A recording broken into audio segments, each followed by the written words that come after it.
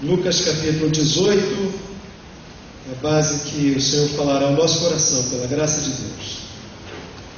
Capítulo 18 de Lucas, versos de 35 a 43, é uma história bastante conhecida, e nós vamos fazer um esforço, irmãos, uma busca no texto bíblico, para encontrar algumas referências do texto com passagens ou com fatos ligados à obra missionária nos nossos dias. Lucas 18, então 35 a 43, e a gente vai fazer então a ponte do texto bíblico, alguns clamores que aparecem nessa passagem e que são muito facilmente vistas, tornam-se notórias na nossa convivência e na história missionária, no trabalho missionário dos nossos dias. O tema da mensagem dessa noite, clamores do nosso tempo, está ali. Clamores do nosso tempo. Lucas 18, 35 a 43. Achamos, na tradução que eu tenho aqui em mãos, se você tiver alguém sem texto, compartilha com ele para que ele possa acompanhar, tá bom? Diz assim: aconteceu que ao aproximar-se ele de Jericó, estava um cego assentado à beira do caminho pedindo esmolas, e ouvindo um tropel da multidão que passava, perguntou o que era aquilo.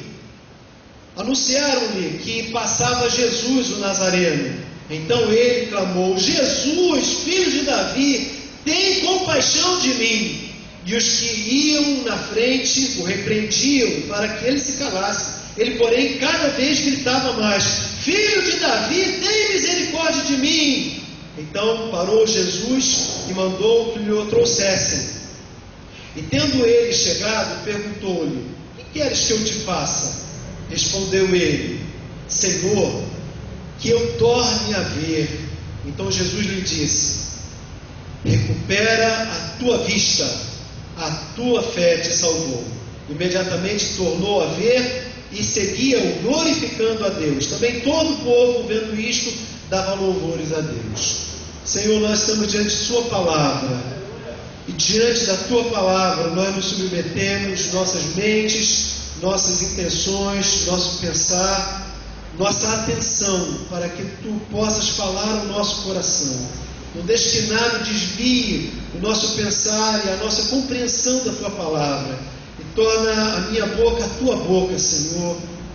E torna a mente de quem ouve, de quem raciocina, a tua mente para entender, discernir aquilo que tu fala, os teus mistérios, a tua vontade para a vida de cada pessoa aqui. Também abençoa não só os que estão presentes, aqueles que estão nos acompanhando pela internet. Fala ao nosso coração de todos nós, em nome e para a glória de Jesus. Amém, Senhor. Que seja assim. Meus irmãos, a história é bastante conhecida e fala que Jesus está numa missão, está fazendo a obra missionária nos seus dias, e usamos no encerramento da campanha de missões mundiais exatamente essa passagem de Lucas 18 para lembrar esses episódios, ou melhor, dentro desse episódio bíblico, alguns gritos, alguns clamores, algumas expressões que às vezes silenciosamente gritam aos nossos olhos para nos falar sobre a obra missionária nos nossos dias. A primeira das manifestações, poderíamos dizer que é o clamor de súplica. Os versos 35 nos dá conta de quem está falando. A gente não sabe o nome dele, a gente só sabe que é um cego que está à beira do caminho. Por isso, a própria Bíblia o apelida como cego de Jericó. Vamos tratá-lo assim. Eu tenho dito que não é muito legal a gente chamar as pessoas por apelido, né? E eu sei que os irmãos gostam de um nome e adoram botar o nome de todo mundo nesse sujeito. Mas vamos poupar ele hoje, né? Vamos dar outro nome, não, vamos ficar sem nome, porque o nome dele é guardado, né? Mas é um cego de Jericó. Esse camarada, ele está ali pedindo esmola cotidianamente, batendo relógio, ele entra, ele sai do seu serviço, aguardando que alguém tenha misericórdia, que alguém passe por ali. Era a entrada da cidade, uma cidade muito conhecida, muito popular, muito volumosa no seu trânsito de pessoas, de comércio. Naquele momento, ele ouve um balançar, como que diz o tropel da multidão. Ele ouve um alvoroço e um burburinho e um balançar. Ele sente que tem muita gente aí. Ele é cego. Quando ele pede que volte a ver de novo, é porque ele já tinha um tempo de visão, e agora ele perdeu a visão, não sabia identificar o que era. E ele começa a perguntar: que movimento é esse? Quem são esses? O que está acontecendo? E a multidão passando, todos começam a falar juntos e dizem: é o Nazareno, o Nazareno está passando, e gritam aquela coisa toda, e ele no meio da multidão deve ter dificuldade de se colocar em pé, e começa a gritar também: filho de Davi, tem misericórdia de mim, tem misericórdia de mim.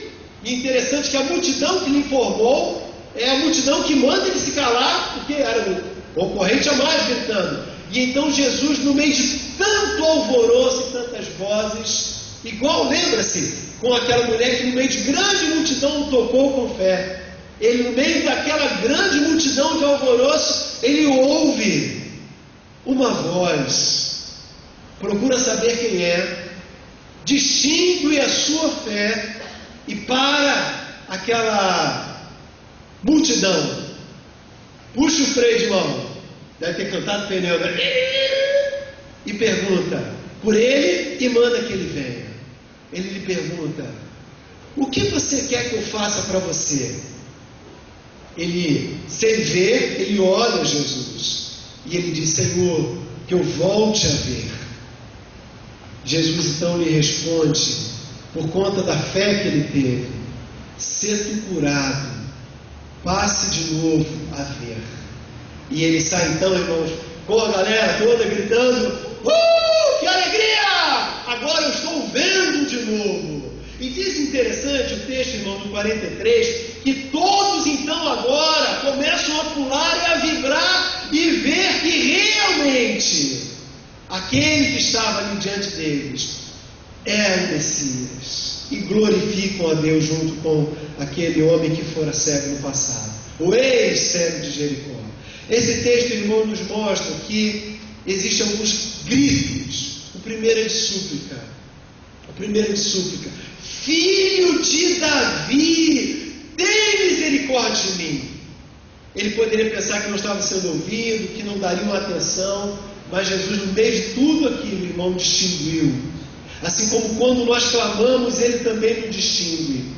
Pode ser pelo desemprego, pode ser pela tristeza, o abatimento, uma doença, pode ser por um vazio que você não sabe nem a razão dele. Mas se você for como esse homem, Ele vai te ouvir. Você pode até imaginar que não haverá muitas possibilidades, porque há muita gente pedindo, está congestionado o ambiente. Ele vai te ouvir. E você sabe, não é só o cego de Jericó que grita. Nos nossos dias há muitos que gritam também. Nós chegamos 9 horas, hoje nós tivemos uma dificuldade administrativa em casa e foi difícil sair com criança pequena, aquela coisa toda. Chegamos aqui umas 9h15, 9h20, nos atrasamos. Mais ou menos nesse horário, no horário de Brasília, de 9h30 da manhã, estava acontecendo no coração da África, na Nigéria, um culto cristão que foi invadido por 16 homens encapuzados e que mataram quase 20 pessoas cristãs, do nada, irmãos, do nada, sem aparentemente nenhum motivo. Não era uma vingança, não foi um roubo, foi simplesmente um ato de barbárie que não tem justificativa. É um grito de pessoas que estão sendo justiçadas por causa da sua fé.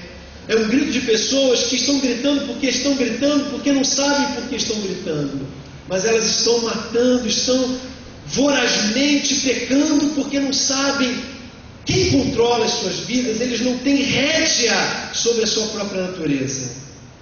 Junto com o que aconteceu na Nigéria, hoje na Colômbia, o movimento chamado de libertação da Colômbia, o ASFARC, se mobilizou e cometeu mais um sequestro. Hoje foi um jornalista francês, e há mais ou menos um mês atrás também já ocorreram o sequestro de um outro jornalista, em que foi declarado nessa semana que não se tinha oficialmente mais esperança do seu aparecimento. Tanto a polícia da Colômbia, o exército colombiano, como também o FBI estão procurando, buscando o corpo daquele outro para poder definir, mas a família, a Igreja Católica que fala pela justiça, a justiça social naquele país, e os órgãos de competência já desistiram da sobrevivência daquele outro jornalista. O que é isso, irmãos? São clamores. Ontem à tarde, e está durando até esse momento que estamos nós cultuando a Deus, felizes, contentes, seguros, no Sudão, no norte do continente africano, um país poderosíssimo, com tudo para ser uma grande potência mundial, do centro ao norte do país, dominado pela fé islâmica, predominantemente, e na força a fé islâmica. Do centro-sul para baixo, a parte menor do país, dominado ou prevalecendo por cristãos e animistas, uma região bem mais pobre, rebelou-se há tempos atrás, a ONU reconheceu o Sudão do Sul, e agora 2 países com o mesmo nome, o Sudão e o Sudão do Sul. De ontem à tarde para hoje, a internet está anunciando que voltou os conflitos ali. E interessante, irmãos, no norte, a grande riqueza de petróleo, no sul, riquezas naturais como diamante, etc. Mas por conta da fé, as pessoas estão brigando, se matando. Há genocídio constantemente no norte da África, principalmente no Sudão também. Enquanto nós estamos aqui adorando ao Senhor, provavelmente muitos daqueles cristãos pobres e animistas também estão nesse momento morrendo por causa da sua fé, morrendo por causa de injustiça social. O que é isso, irmãos? É o mesmo grito daquele que estava à beira do caminho de Jericó: Filho de Davi, tem misericórdia de mim. A diferença é que aquele sabia para quem estava clamando, estes, muitos deles não sabem. E nós não precisaríamos falar das outras nações, gastaríamos a noite toda mencionando relatos do que mostram como está cego a nossa geração, na nossa cidade, no nosso país. Jefferson mencionou Mateus 9,36, Jesus olha as multidões e ele tem compaixão delas. As 2 expressões na sociedade bíblica, aflito e exausto, quando ele diz que ele vê a multidão como que aflita e exausta, como que ovelhas sem pastor. Antes ele diz que ele tem compaixão delas, porque ele as vê assim.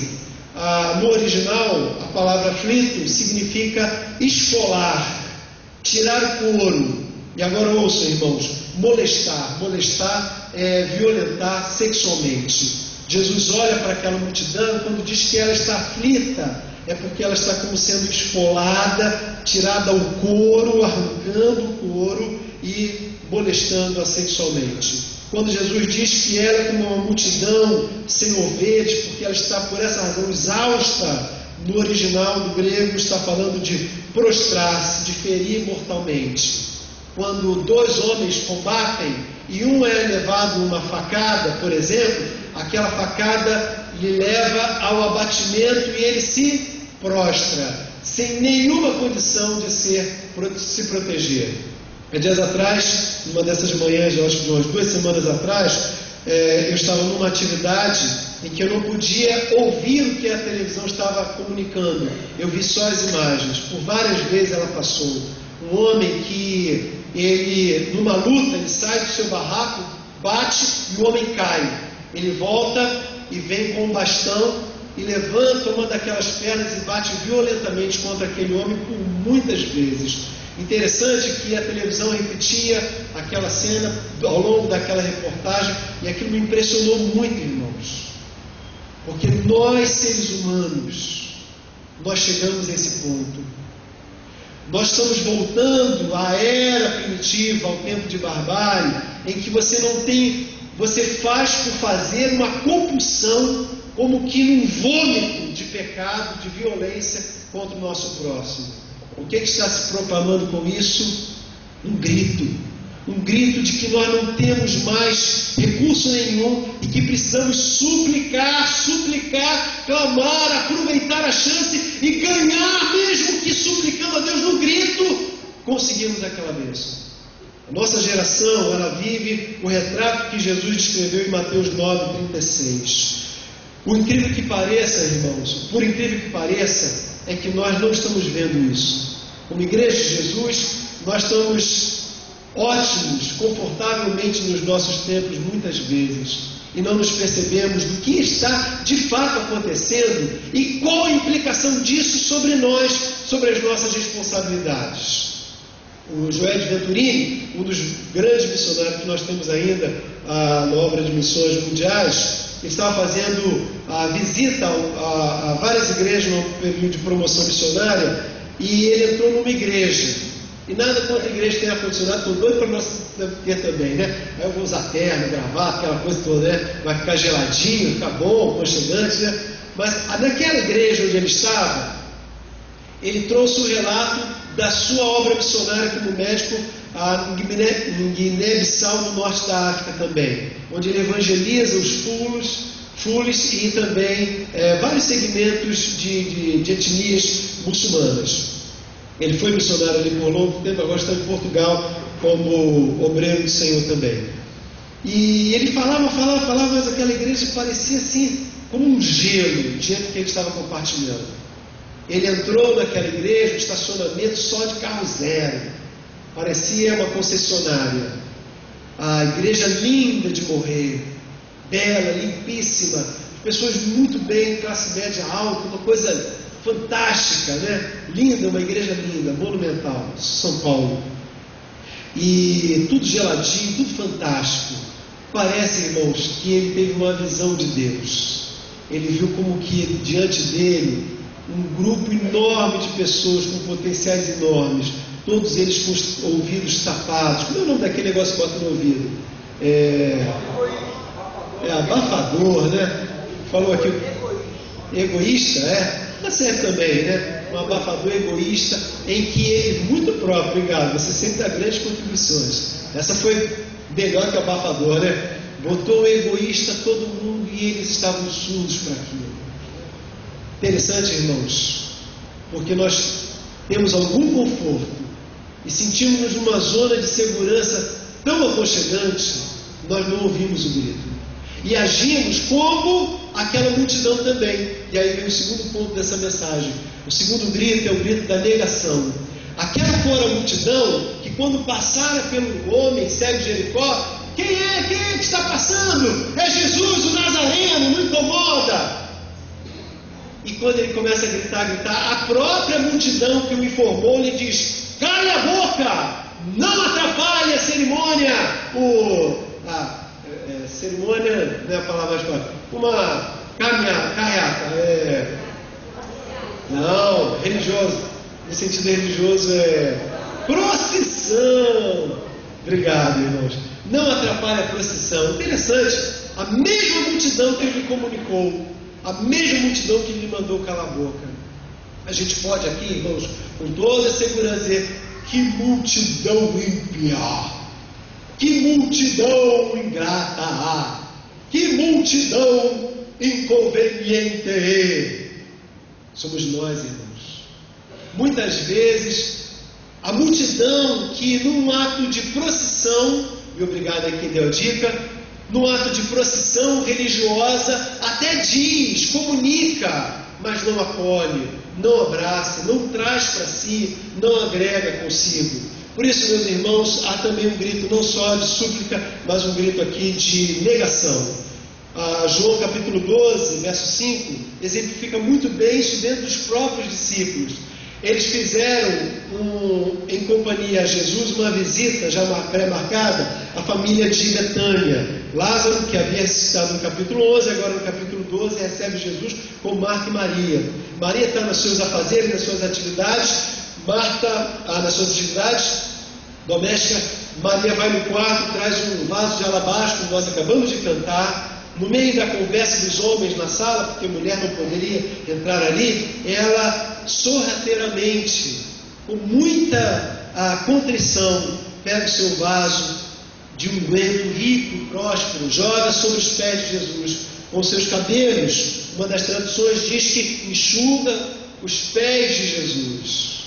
E a procissão, a turma da procissão diz: que absurdo! Nas nossas traduções a expressão é desperdício. Que desperdício! Judas diz: poderia ter sido vendido esse coentro maravilhoso por 300 denários e nós ajudaríamos a tantos. Qual a resposta de Jesus, irmãos? Jesus diz para eles, especialmente para Judas, o tesoureiro, porque o texto revela na sequência que ele não estava comovido no coração, mas estava de olho no dinheiro para botar a mão na bolsa. Ele já era ladrão. Jesus diz a eles que aquilo não foi um desperdício, mas ela fizeram bem, porque os pobres sempre teríamos entre nós, mas a ele próprio não. E ela se antecipou para honrar o seu Senhor. E por honra desse ato dela, ela seria lembrada por todos os tempos. E estamos lembrando dela, honrando-a, cantando: quebra-me, Senhor, eu quero colocar o meu vaso de alabastro sobre ti, totalmente sobre ti, derrama o meu coração sobre ti.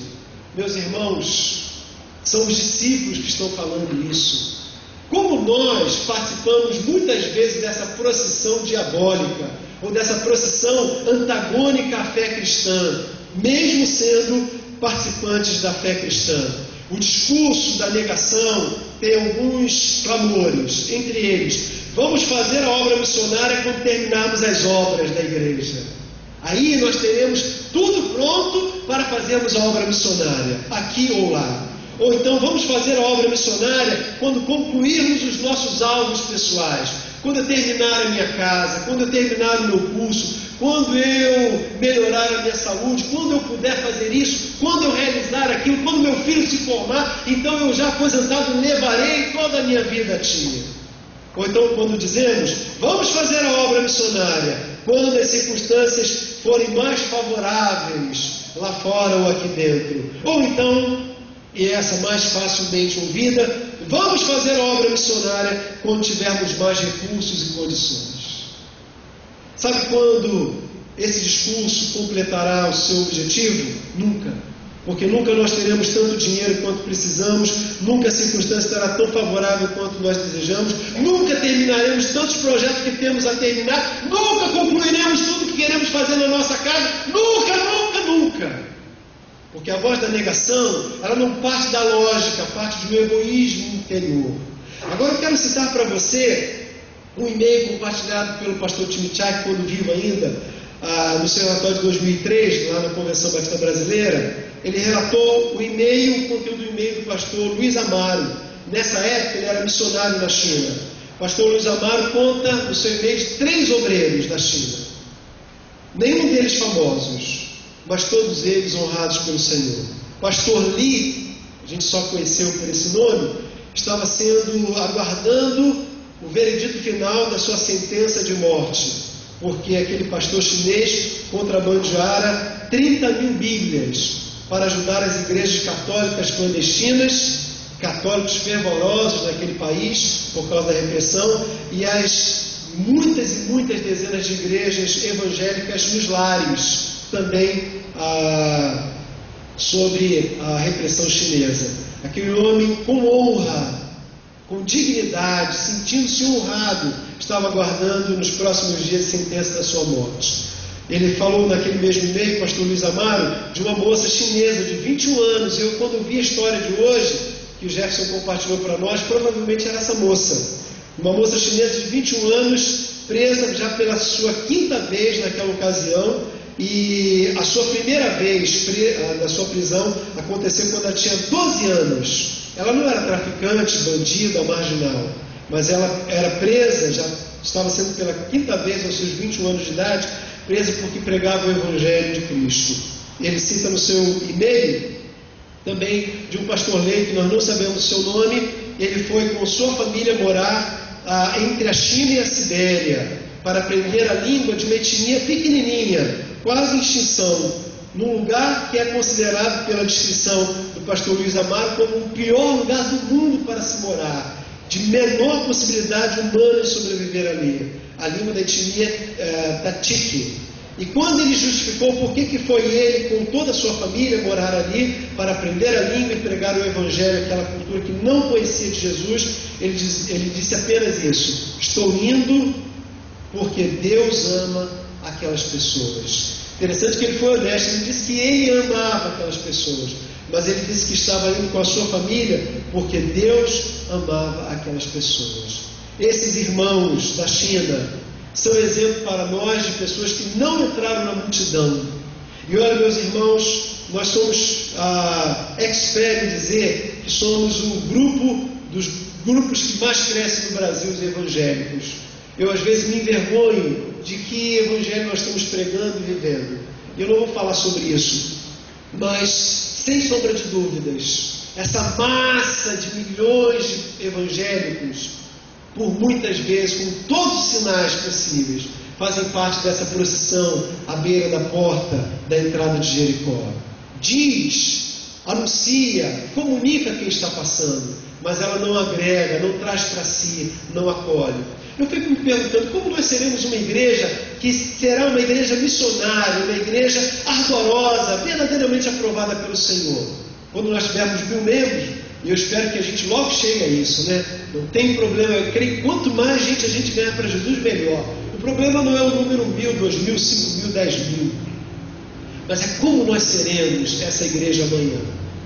Uma igreja que fugirá dessa multidão, desse evangelho volumoso, igual um rolo compressor sobre as pessoas e a nossa cultura. Ela precisa ter algumas marcas. Uma marca, por exemplo, de uma igreja que valoriza a evangelização e a obra missionária. Ela faz tudo, não pode fazer só, mas ela, em tudo que ela faz a obra missionária. Nós temos que fazer ação social pregando o Evangelho, nós temos que cantar aqui dentro ou lá fora pregando o Evangelho, nós temos que ajudar o próximo pregando o Evangelho, nós temos que administrar os recursos da igreja pregando o Evangelho. Tudo que a gente fizer tem que ser pregando o Evangelho. Essa igreja precisa gerar não só novos convertidos, mas também vocacionados para a obra. Nós precisamos ver dessas crianças, dos jovens, dos adolescentes, gente saindo, se entregando para dedicar toda a sua vida para a obra missionária. E a igreja deve bancar esses jovens, sustentá-los em oração, trabalhar o seu treinamento, não assisti-los passar 3, 4 anos no seminário, mas dar-lhes tarefas, dar-lhes responsabilidades, cobrá-los, motivá-los, incentivá-los, orar, sustentá-los, para que eles possam ser obreiros aprovados. Essa igreja, ela precisa não só contribuir ocasionalmente para a obra missionária, mas ela tem que fazer isso constantemente e se envolver com o campo missionário também, mandando seus jovens, mandando seus obreiros, os melhores que ela puder, como a igreja de Antioquia fez com Paulo e Barnabé, mandando-os, enviando-os, abençoando em ação contínua com o campo missionário, sendo o seu cotidiano um campo missionário também. Por isso, irmãos, eu quero convidar que nós saiamos dessa multidão de brasileiros evangélicos. Essa multidão não tem a marca de Jesus. Mas se nós formos fiéis ao Senhor, cumpridores da palavra, vivermos aos pés da cruz, quebrantados, nós ouviremos a súplica desse tempo. Nós entenderemos que a nossa marca não é estar aqui dentro, mas é estar lá fora. Quando nós saímos individualmente como indivíduos, como obreiros, e quando nós fomos coletivamente para as ruas, para o trânsito, para as praças, para todos os lugares desse lugar. Por isso, irmãos, nós somos chamados a não participar do clamor, do grito que é feito hoje da negação. Em último lugar, como gritos que fazem parte desse texto, que estão ligados à obra missionária, ao clamor da resposta.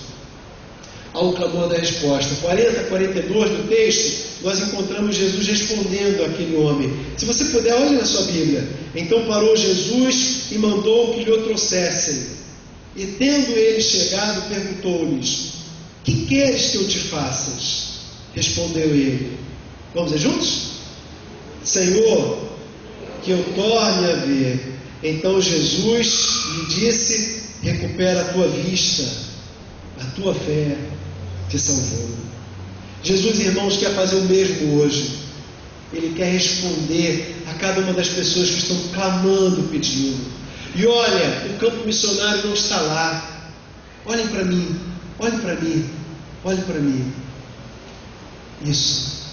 O campo missionário está aqui. Irmã Maria José, traga à sua memória pessoas que precisam aceitar Jesus. Estou envolvido em espiritismo, em tabagismo, em bruxaria, em jogatina. Daniel, lembra no seu trabalho quais são as pessoas que estão, por causa da aflição dos nossos dias, envolvidas com todos os esforços possíveis para ganhar dinheiro em busca da felicidade. Davi lá atrás, traz à sua memória, Davi, pessoas que estão sem saber o rumo da vida, pensando em dar fim na sua existência. Meus irmãos, nós estamos morando, vivendo. Deus nos plantou num campo missionário. Não estamos falando da China, da Nigéria, da Colômbia, do Sudão. É aqui onde Deus quer você. E quando nós ouvimos que há um clamor de resposta, Jesus quer dar a resposta. Venha para cá, para dentro, não fique fora, venha para dentro. Jesus diz o que? Homem, o que tu queres? O que tu queres? O que tu queres? Eu preciso de uma cura, Senhor. Eu preciso de um emprego, Senhor. Eu preciso de uma resolução para o meu casamento, Senhor. Eu preciso de perdão para os meus pecados, Senhor. Eu preciso de uma restauração, Senhor. Eu preciso de uma nova vida, Senhor. Eu preciso de esperança. E é isso que as pessoas estão precisando. Elas nem sabem, irmãos, nem têm noção do que elas precisam. Talvez você entrou nessa casa também sem ter a menor noção do que você precisa. Mas é o mesmo Jesus que te tira do fora, te tira do longe, te coloca perto, olha nos teus olhos e diz para você o que tu precisas. Se tu pedir o que tu precisas, Ele te dará. Meus irmãos, nós não vendemos cura. Há dias atrás, essa semana, acho que foi ontem, sexta-feira, estava arrumando as crianças, aquela correria de sempre, né? E, aliás, sexta não foi sábado. E eu estava ouvindo um pregador. Às vezes eu gosto de ouvir o que eles estão falando, né? E o cara me ganhou. E eu que tinha dias atrás falado mal dele, não dele, mas do que ele representa nesse movimento evangélico do nosso dia. Eu falei, caramba, onde é que o cara está pregando? E ele começou a falar da Bíblia. Daqui a pouco ele deu um passo, né? Ele disse que se tivesse fé, ele está pregando sobre fé, se tivesse fé, a pessoa ofertaria e Deus responderia. Desonesto, porque Deus não pede seu dinheiro para te abençoar, e Ele tem outros interesses para poder pedir isso. Aquele pregador. Meus irmãos, nós não vendemos a cura, mas nós cremos que Deus cura, amém? Nós cremos que Deus cura o aidético, que Deus regenera o ser humano, que Deus transforma um câncer em células benignas. Nós cremos nesse evangelho, irmão. Senão nós rasgaríamos a Bíblia, jogaríamos ela fora e iríamos para o mundo. Nós cremos nesse evangelho, mas nós não vendemos o evangelho. Nós não podemos fazer isso. Se você crer em Jesus nessa noite, Ele te dará, segundo o querer dEle, no tempo dEle, na vontade dEle, para a glória dEle, mas Ele dará. Porque Ele é o mesmo ontem, hoje, será sempre, sempre, sempre. Ele não mudará, mas Ele te chama e Ele te responde. Sabe, irmão, isso nos compromete, porque nós somos os representantes desse Jesus, desse Evangelho. Quando a gente vai para os nossos relacionamentos na escola, no trabalho, no ônibus, na condução, no Facebook, em todos os nossos contatos, nós somos os representantes. Essas pessoas estão tristes, abatidas, elas são cegas, elas não enxergam. Por isso elas vão para o copo de cerveja, por isso elas vão para a prostituição, por isso elas vão para a balada, por isso elas vão buscar o que querem, o que aparecer na frente delas. Elas estão cegas como a multidão evangélica rotulada em nome de Jesus. Elas estão cegas, acreditando que a religiosidade delas, o bater no pé, o seguir, o acompanhar, o estar junto, salvará a vida delas. Meus irmãos, esse não é o Evangelho de Jesus. Jesus chama para perto, afasta o barulho, traz para si, olha nos olhos, ama com o coração, olha com compaixão, entende que a alma está aflita e exausta. E por amor e compaixão, olha nos olhos e diz: o que tu queres? Ou seja, faz aquela pessoa pensar o que tu mais precisa. Não é a TV plasma, não é um big emprego, não é aquelas famílias dos sonhos, não é uma mansão. O que tu mais precisa. Quando o homem entende que ele mais precisa é Deus, Jesus diz: eu estou aqui, eu te ordeno, abra os olhos e veja, eu ordeno que tu vejas. E a palavra diz, irmão, pela tua fé, tu és salvo. O resultado disso, o verso 43 diz que aquele homem vê, ele agradece, ele pula, ele salta, ele é feliz, ele encontra tudo, e ele sai com a multidão, e a multidão sai glorificando a Deus. Eu não sei o que aquela multidão estava gritando, talvez eu fora, uhul, ele é demais, ele é tremendo, bateu o recorde, ele abriu agora a vista de um cego, multiplicou o pão, sou do time dele, meu time vai ganhar. Essa multidão é cega. Saia da multidão, prostre-se diante do Senhor, creia nele, irmão, comprometa a sua vida com ele. Você é um missionário aqui, Deus me chamou, Deus chamou você. Meus irmãos, não é para nós vivermos para nós mesmos, mas é para que nós possamos fazer a missão de Jesus. Venha para perto, venha de frente, o que tu precisas, eu te dou em nome de Jesus. E Ele vai operar na sua vida assim, Ele vai fazer assim, porque Ele não é o Deus da televisão, Ele é o Deus do corpo a corpo, do Deus presente que está aqui nesse instante. Por isso, meu irmão, esse sermão, esse texto, tem 3 gritos, berros, gritos mesmo, clamores. O clamor de quem suplica, o clamor de quem nega, o clamor de quem responde. Eu sei aonde eu quero participar, e eu sei que você também. Eu sei que a minha igreja, ela quer responder. Vocês sabem, meus irmãos, pastor Miguel Zuger veio o ano passado, voltou esse ano. Eu e Jefferson temos acompanhado no termômetro a tesouraria da igreja, as ofertas. Nós nos envergonhamos diante do pastor Miguel Zuger, porque a nossa oferta começou assim, terminou assim. A nossa oferta não é uma oferta grande para missões mundiais, não é uma oferta grande. Pelo contrário, é razoável a pequena.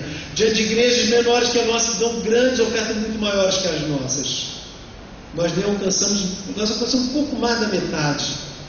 Provavelmente, você que está me ouvindo, deu alguma coisa, mas você pode botar coração na sua oferta. Eu botei um boletim, o Jefferson não sabia. Nós vamos estender a nossa oferta até o segundo domingo, irmãos. E não é para enriquecer pastor. O meu salário é o mesmo. A igreja conhece aquilo que me oferece. Não é para fulano ou ciclano. Ele vai direto, irmão. Ele vai direto para o campo missionário. Porque nós estamos pedindo para o reino de Deus.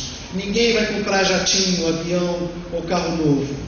Nós vamos entregar tudo para a obra missionária. E você que é da igreja sabe, porque nós temos um relatório financeiro, temos uma comissão que fiscaliza mês a mês, há uma aprovação em assembleia. Nós levamos a fé com muita honestidade que a gente faz quando mexe com dinheiro na igreja, porque esse é um dinheiro santo. Por isso, meu irmão, nós não podemos ser igreja missionária dando qualquer coisa, dando a sobra, dando o que falta. Vamos dar a oportunidade até o segundo domingo de abril, que aí todo mundo já recebeu, já pode ter dado a sua contribuição. E quando você sair daqui, irmão, você é um missionário de Deus, para falar aos seus vizinhos nesse feriado, para andar na presença do Senhor com a sua mulher, com a sua família e ser luz aonde o Senhor te colocou. Porque entre a súplica, a negação e a resposta, o Senhor nos chamou para ser resposta para esse tempo. Por isso, fique em pé, por favor, fique em pé. Eu quero orar com você. Vou pedir que o Paulo nos ajude com a música, suave no teclado, e nós vamos nos consagrar ao Senhor mais uma vez. Nós estamos participando da campanha, irmãos, de 100 dias de oração. Faça isso de verdade. Separe o seu tempo, ore ao Senhor, consagre-se ao Senhor. Senhor Jesus, nós agradecemos pela Tua palavra. Somos nós, aqui cada um, Senhor, com o seu nome, sua história, sua realidade. Estamos nos colocando diante do Senhor. Queremos suplicar por bênçãos, porque nós carecemos de Ti. Queremos interceder por outros, por mudanças em nós e nos outros. Mas, Senhor, nós queremos sair da multidão da negação. Nós queremos negar essas declarações depois, quando eu tiver mais, quando eu não tiver outro problema, quando eu estiver em abundância. Senhor, nós como igreja queremos dizer e fazer parte do clamor da resposta. Eis-me aqui agora, com o pouco que eu tenho, é tudo teu, Senhor. Com a idade que eu tenho, sou todo teu, Senhor. Com a família que eu pertenço, sou todo teu, Senhor. Com o trabalho que eu exerço, com os dons que eu pratico, sou todo teu, Senhor. Sou todo teu, Senhor. Sou todo teu, Senhor. Sou todo teu, Senhor. Nós somos aquela mulher que entrou na sala, interrompeu a conversa dos homens, que trouxe o seu tesouro e derramou aos pés de Jesus. Estamos aqui, Senhor. Faz de nós o que tu quiseres e usa essa igreja, usa esses 100 dias de oração para fazer um reboliço em nossas vidas, Senhor, em todas as nossas igrejas, e mudar esse Brasil para a honra e glória do teu nome. Pois nós dizemos isso em nome de Jesus. Amém, Senhor, amém. Se você quer se comprometer com o Senhor, diga glória a Deus. Que seja assim também, para a honra e glória a Deus.